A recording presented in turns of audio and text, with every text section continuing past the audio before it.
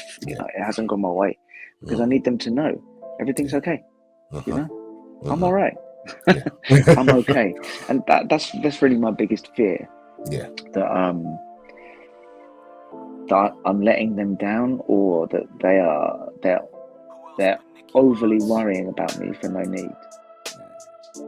What's happening, Fight Week Show fans, Fight Week Show people? We are back, and we are back again with the 125 Cage Warrior champ, Sam Creasey. How you doing, my brother?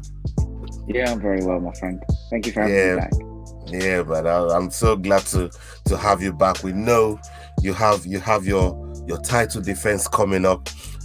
Can you tell us, you know, how you're feeling, preparing, and you know, the mental side of things going into this fight?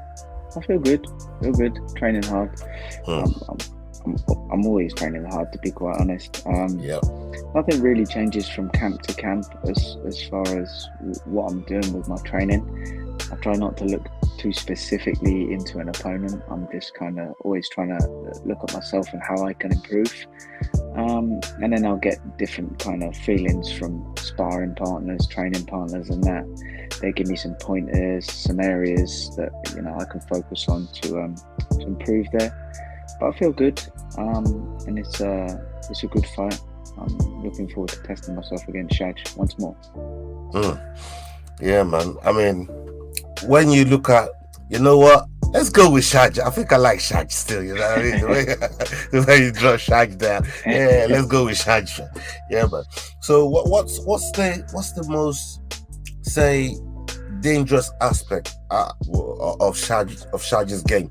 He's a pretty well-rounded fighter, to be quite honest. He's been on the scene for a very long time as well. I look at the fight, and I think what you can get caught up with against Shaj is trying to fight at his pace. And if you can't fight at his pace, then you shouldn't be trying to mimic his pace. You should be fighting at your pace. Right. You know, because that's where I think he really excels. Is his cardio is made to, you know, to fight all day long. But if you can slow him down, if you can try to pick him apart using the cage, you should have some success there. But it's a very difficult task to achieve, obviously, because he's got a very good skill set as well. For my first fight, he pretty much dominated me in that fight. I had a very small amount of success, perhaps in the first round, but after that it was pretty much one-way traffic. And I think that'll be in his head, that he should be very confident, having beaten me so in the past. You talked the last time when you was on the show with us about how much you strive for perfection, and that's what motivates you. And again, this is another wrinkle to how much you've grown from the last time. You know, now you're at a point where you're striving for perfection every time you go out there. Can we expect to see the perfect version of you yet at Cage Warriors 147? That's very difficult to say, to be quite honest. Like, you could see a really polished performance, and you could see something chaotic at times in there. You know, my last fight went absolutely as perfectly as it could have possibly gone, to be quite honest, and that's very much a rarity in the sport. You never really get those kind of victories in such a short time. But there were things from that fight, from the lead up to the fight, from the training beforehand, that are things that I can work on and look to improve on. This fight, I don't think Shaj is gonna let me put my hands on him early. I think he'll use his footwork really well, which he does in most of his fights. He's a very kind of in and out of range kickboxing style guy, and it'll be interesting to see if I can close down that range and cut up some of the corners. or even if I start dancing myself a little bit. On the subject of the new guys, because I was having this discussion with some of my friends that that looking to venture into the gym, approaching the right people to spar with, if you like. Mm-hmm. So say for example, if say a new guy walks in the gym, how would you feel if they pulled you up for sparring?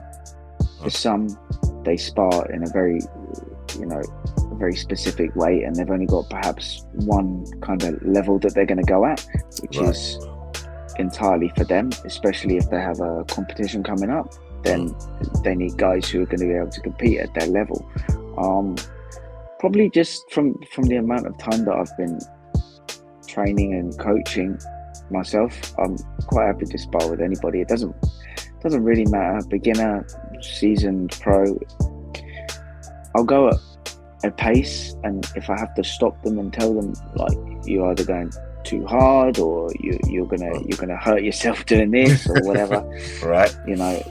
Then I'll jump in and tell them. Yeah. But one of my things is like the hard sparring in class. I get a lot of people wanting to go a little bit higher or up the intensity in that, and that's absolutely fine. If you want to go and compete, the intensity is going to have to be a little bit higher anyway, because you have to replicate what's going to happen in a fight. That doesn't mean we have to, like, we're trying to knock each other out, but that intensity, those scrambles, the pressure, the speed of movement, everything has to be a bit sharper if you want to go into competition. Right. But for those guys, I say that kind of sparring needs to be done probably outside the class, where you don't have beginners coming in, right, seeing you go at a pace that looks ferocious and not understanding that perhaps you're pulling your punches, or perhaps the speed is just going really fast, or there's two seasoned, pros there doing this. Because before you know it, you turn around and your beginners are lumping the crap out of each other. And gotcha. It can breed a bad kind of culture, I think. Then again, I came from probably that exact culture where I had no idea what I was doing in the beginning and just ended up having a fight every week almost when I was sparring, and that bred a little bit of toughness from me, I guess. But it's certainly not for everybody. That kind of training, that style of training, it doesn't bring everybody on. A lot of people will generally leave the gym because there are people with professions where they can't go to work the next day with a black eye. They can't go to work the next day barely able to move the body. Gotcha.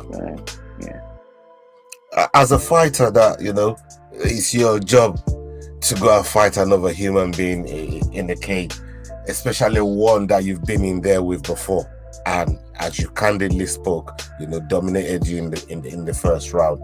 And how do you prepare your mind for such a task? Because now you are in a position where you have something to lose in this fight. Okay, so one thing I always look at is I'm not the champion. Every fight that I go into, this is a 50-50 split straight down the middle.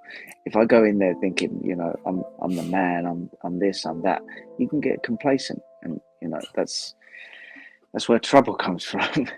I always like to go in there with that kind of mindset, like it's just another fight reality. We're going to fight for a couple more rounds than any other 3-rounder. And we'll see who's the better man of the day. I'm always confident in my own ability from the work that I've put in throughout the years. The places I've been, the people I've sparred with, the people I've fought. I know I'm at a very good level, and I just keep that in mind as I'm warming up and that. I don't think I would necessarily get any kind of fear. I get nervousness or anxiety about letting people down. Right. Not necessarily the fight itself. The fight itself will play out. It's just going to play out. We're both very good. You know, we haven't got this far in our careers from not being good. You know, 100%. It's going to go how it goes. You know, if he gets a quick victory, if I get a quick victory, I know it's, you know, that's just how I win that day. Yeah. It's not, you know, a breakdown of our skill level, perhaps. But the biggest fear for me is letting down the people who support me, who encourage me, the people, you know, because when I lose and when I win, they feel it in their hearts as much as I do. Probably more than I do at times as well, because they can't understand how I'm feeling in the aftermath of whatever's just happened. You know, if I lose, I can feel them hurting inside, and that's why I've always made a point to go and see everybody after the fight if you know it hasn't gone my way, because I need them to know everything's okay. You know, I'm all right. I'm okay, and that's really my biggest fear. That I'm letting them down, or that they're overly worrying about me for no need. You know, it's going to be okay.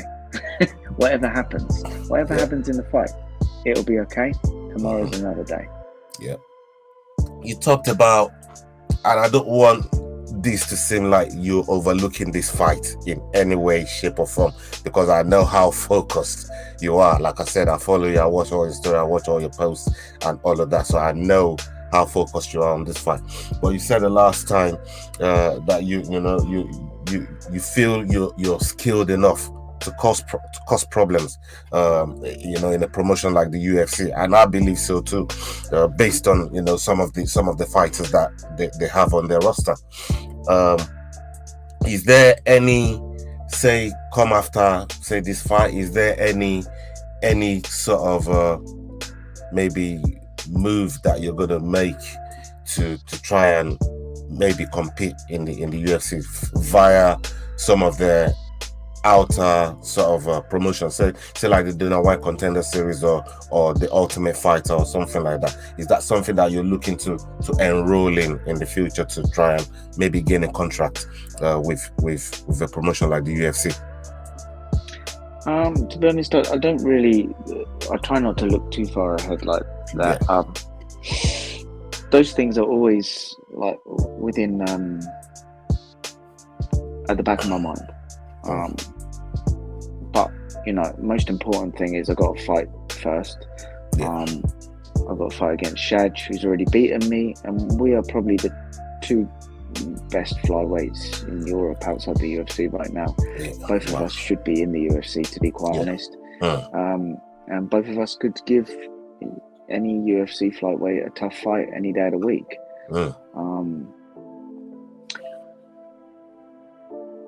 I have thought about those things in the past. I think I did try to go. I think there was a series of tough where there were some flyweights I was hoping to go on at one point, but I can't remember why I didn't commit to that. Timing, you know, timing, perhaps. Possibly. I mean, it's always in the back of my mind that, like, there's never any disrespect to any other fighter that I'm fighting. But if you're not looking at the UFC, for me, I want to be the best in the world. I want to fight the best in the world. That's 100%. Where they are right now. I generally don't look anywhere else in my career progression apart from the UFC. You know? That's where I want to be. Thank you so much for your time. I want to ask you if you got some thanks and some flowers to give to your coaches that's helping you towards this fight that you got going on, that you got coming up. If you want to thank some people, please, the floor is yours. Yeah, absolutely. Like everybody who's training alongside me, training with me at points in the past, right now, and in the future as well. You know, I appreciate all my guys, my local guys down at RGA Bucks, my gyms that I train at and teach out of as well, and then the guys who are helping me over at BST, over at Fearless. You know, the time is appreciated. You know, the time spent on the mats, and I need your help. Yeah. And then just all my sponsors, you know, I massively appreciate everything you do for me. It would be so much harder to do this without you guys. And my family and my supporters out there, you know, you keep me pushing to go towards my goals and that, and I'm not going to give up. Yeah, man, we're here for you, man. We're always going to support you, and you know, every endeavor that you do, man, we're always going to be wishing you success with it. And you know, hopefully, maybe after your fight, give you time to recover and all of that. We're going to reach out to you to try and bring you back onto the channel if that's all right. And yeah, we can break that down and probably talk about some other fights that's coming up in MMA on the horizon, if that's all right with you. Yeah, absolutely, man. Yeah, man. Thank you so much.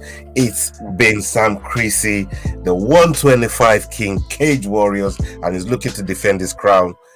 He's looking to defend his crown next month at Cage Warriors pay-per-view. So please, everybody, keep your eyes peeled on it. Cage Warriors 147. Did you want to say something before I pop up? Take care. Yeah. Send you all love. Yeah, man, we will do, certainly. Thank you very much for your time. And on to the next time. Hasta la vista, people. Salute. Hey, guys, this is John Anik from the UFC. You're watching the Fight Week Show. Please subscribe. Not now, but right now. Subscribe to the Fight Week Show. We'll see you guys on the road soon.